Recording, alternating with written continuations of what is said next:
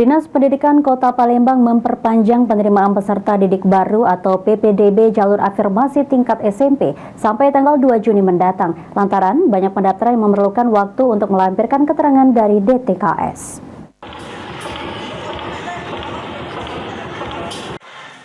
PPDB jalur afirmasi tingkat SMP di Kota Palembang diperpanjang oleh Dinas Pendidikan Kota Palembang. Perpanjangan tersebut dilakukan lantaran antusias masyarakat yang tinggi.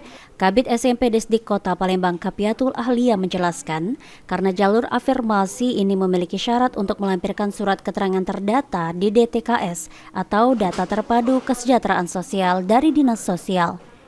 Juga karena permintaan masyarakat yang sangat tinggi, sehingga pendaftaran jalur afirmasi diperpanjang sampai tanggal 2 Juni. Surat edaran dari Kepala Dinas juga telah dikeluarkan kepada seluruh satuan pendidikan. Pelaksanaan PPDB itu untuk tingkat SMP sekarang seperti apa? PPDB sekarang masih pelaksanaan pendaftaran jalur afirmasi, dan juga dikarenakan jalur afirmasi ini salah satu syaratnya kan ada melampirkan surat keterangan yang terdata di DPKS yang dikeluarkan oleh Dinas Sosial.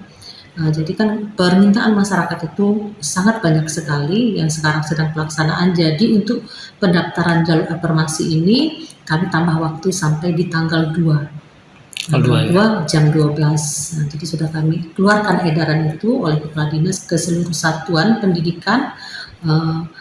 Hari ini sudah kami keluarkan.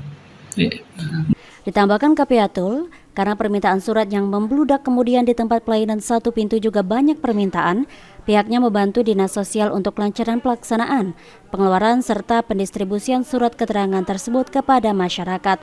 Distrik juga melakukan pemantauan langsung ke setiap sekolah dan juga pembinaan untuk menghindari hal-hal yang tidak diinginkan terjadi. Ilham Wahyudi, PAL TV.